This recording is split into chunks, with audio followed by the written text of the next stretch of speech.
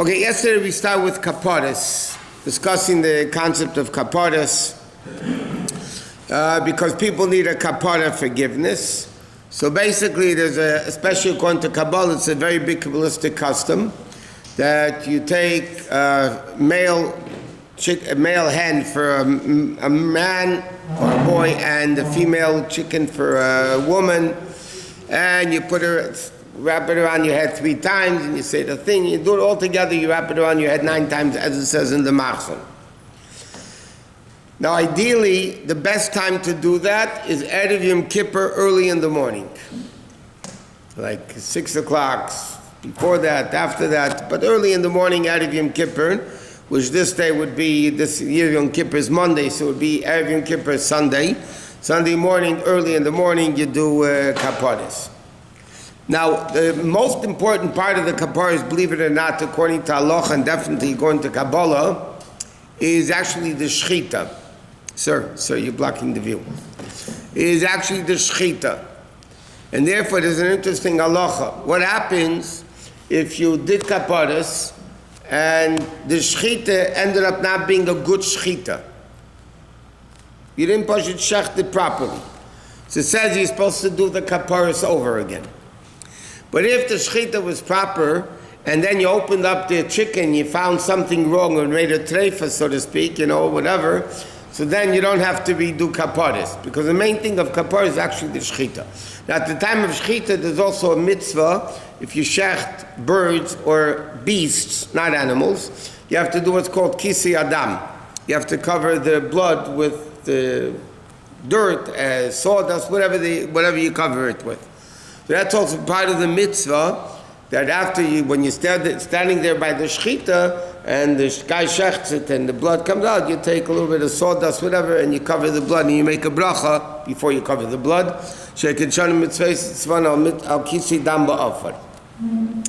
Now, what happens if you can't do it Erev Yom Kippur? So then you could do it anytime during Aseres Yemei Tshuva. Ba'afar. Sorry. You have a different Hebrew. So you take, now, l'chatchila, it says in halacha, each person should have their own separate kapara. Now, b'diavad it says, you can have like one bird for 20 men, 30 men, one female hen for 10, 20 women, if that b'shasat chak. But l'chatchila, it's better that every person has their own personal kapara. Now in Shulchan Aruch it says that a pregnant woman also needs to do kaparas, but because she has a baby within her, and to a certain extent it's a separate entity, so therefore it also needs kapara. So in Shulchan Aruch it says that a pregnant woman takes 3 birds, 2 female and 1 male. Why? The female's for her, and in case the baby is a girl, the second, in case the baby's a boy, you have a male. So in Shulchan Aruch it says you take a pregnant woman takes 2 female and 1 male. If she wants to skimp on the chicken, then she could take 1 female for her and the baby if it's a girl, and 1 male in case it's a boy. Now what happens? Well, okay, one second. So what happens if at what stage of pregnancy should a woman do it? So pasuk right after 40 days, basically. After 40 days, she should already, the kid is formed, they should actually do the kaparas. Now the question is, and this is, the Rebbe has a comment about it, what happens if somebody knows they're having twins? Or somebody knows they're having triplets? Do you go by that, or do you do what's normally done? Today is a bigger question, because today most people know what the gender of the baby is. What's going to be born with, not what's going to become later. What is born with is going to be a male or female. So then the question is it, so the Rebbe writes Sarchi and the Poskim write whatever. They're not sure. In fact, he brings on here what the Rebbe says, the Rebbe doesn't answer, the Rebbe writes Sarchi, but that's basically what people do. I know people that were having twins, so they took extra ones, 2 more extra ones in case they were there or not. Okay, some people do it with money. Okay, in case they don't do it, they can't do it with a chicken, they do it with money. But again, they don't say this chicken goes to death. They say this tzedakah money will go to tzedakah, and I will live a good old life. Now in halacha it says, ideally, what do you do with the chickens that you shecht for kaparas? So in Shulchan it says you should sell them, give them as a gift to poor people. No, but you should give them for poor people. What happens if the poor person is going to be embarrassed? So then you give the money value, whatever, you try to work it out in a way. But nowadays, it's poskim right. Nowadays that you have communal kaparas and you give it away to yeshivas or, for the generally organization, they give money to the poor. So then there's no problem of embarrassment because nobody knows where they're getting it from. In fact, the Shulchan Aruch also says you take the guts of the stomach and you throw it on the roof for the birds to eat. Again, why do we do it? That we should be merciful on the birds. Hashem should be merciful on us. What about if there's a kaparas place that they throw the chickens out?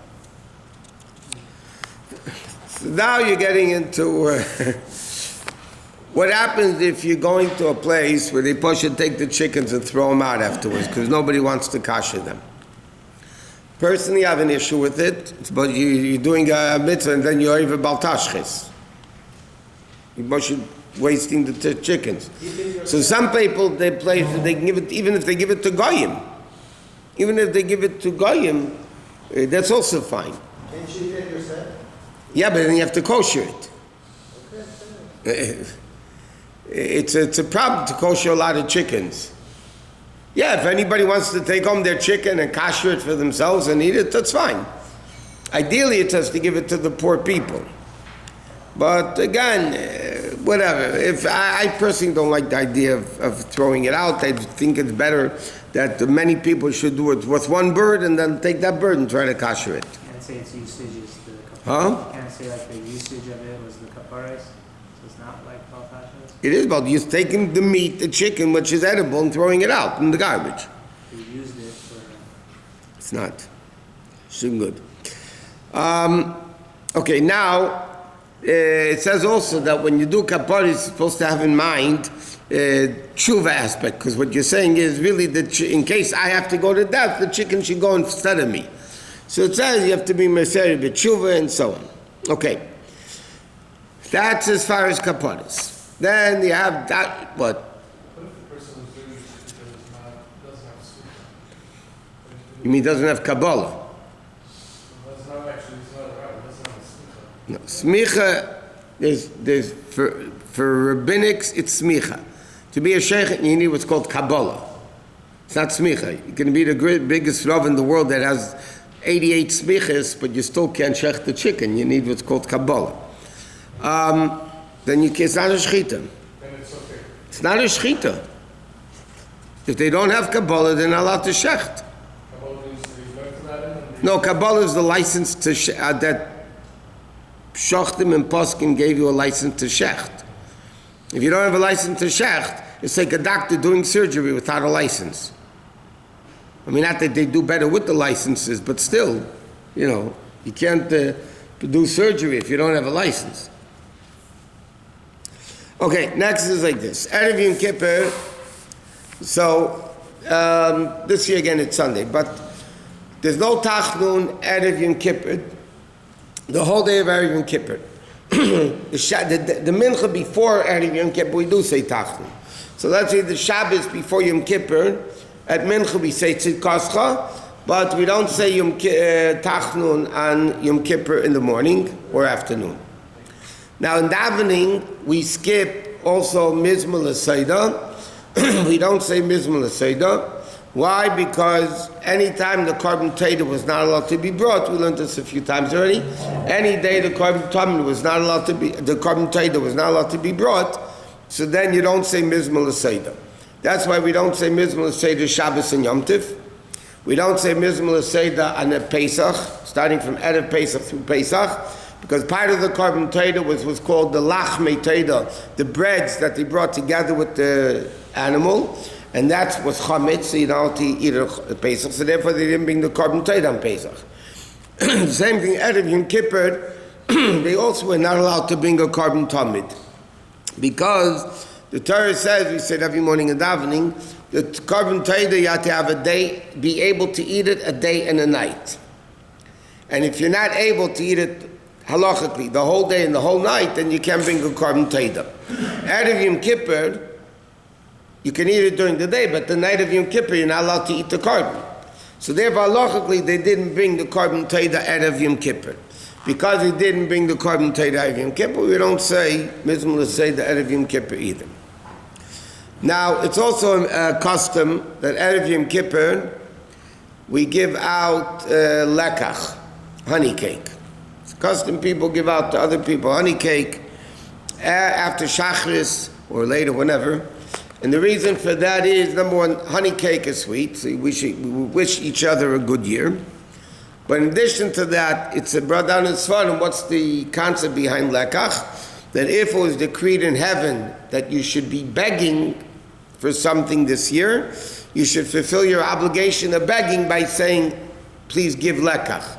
So the minig is that you don't just stick out your hand, you actually say in Yiddish, git lekach, or please give lekach, because the purpose, one of the purposes of it is, in case you have to, it was decreed to beg, you should fulfill your obligation by this begging, and then you eat from it, and so on. What's the meaning of lekach? Lekach is the Yiddish for honey cake. Oh, it's Yiddish too. Yiddish. There's a language called Yiddish. You ever hear it? Abyssal. So it's lekach is honey cake in Yiddish. In Hebrew, it's called ugat dvash. Okay, and Erev Yom Kippur, you're supposed to eat a lot. Huh? What? Your son had a good kiddush. A good chiddush? Yeah. A what? I said, if you like after Yeah, except it's spelled differently and it means differently. But besides that, it sounds the same. Okay, Achilo Shtia. The Rebbe once said by a Purim Farbrengen that he said in Cheder, when he was in Cheder, they said that yayin, wine, and lekach are the same numerical value. It's not. Yayin equals 70, and lekach equals lamed ayin is 100, 208. Lekach in Yiddish, lamed ayin kuf ches, is 208. And yayin equals 70. So he says, ayat doesn't, you can't say it's the same thing. So he say you could take double yayin, and then you triple yayin. Then if that doesn't work, you double lekach, you double yayin, and he says either you get to a level that they will eventually equal out, whatever times it is, or else you'd be so drunk you wouldn't know the difference anyway. But the minig is that you ask for lekach and you actually eat from it. Now, on the day of Erev Yom Kippur, you're supposed to eat for 2 days. It's mamish a mitzvah to eat. In fact, many tzaddikim that would never eat with 2 hands, the Rebbe's father on Erev Yom Kippur would eat with 2 hands. He never ate only with 1 hand. Never took food with 2 hands. But Erev Yom Kippur was a mitzvah to eat, so he would take it with both hands. Why? Because the Torah says like this. The Gemara asks a contradiction. One pasuk says, "B'tisha lachedesh ba'erev me'erev ad erev tishbu shabbatchem." On the 9th of Tishrei, from evening to evening, you have to fast, which implies you fast on the 9th day of the month. That's what it says. On the 9th from evening to evening, you fast. Another pasuk says, "Ba'asiri," and you fast on the 10th. So which one is it? So the Gemara answers like this: the fast is really on the 10th. But if you eat on the 9th for 2 days, it's like you fasted on the 9th and the 10th. And it says like this. What is the Torah teaching us? Normally, there's a mitzvah to eat and a mitzvah to fast. Where do you get more reward? For the mitzvah of fasting, it's much harder than eating. But by eating an Erev Yom Kippur, the Torah considers it as if you fasted 2 days in a row. So you get a lot of schar.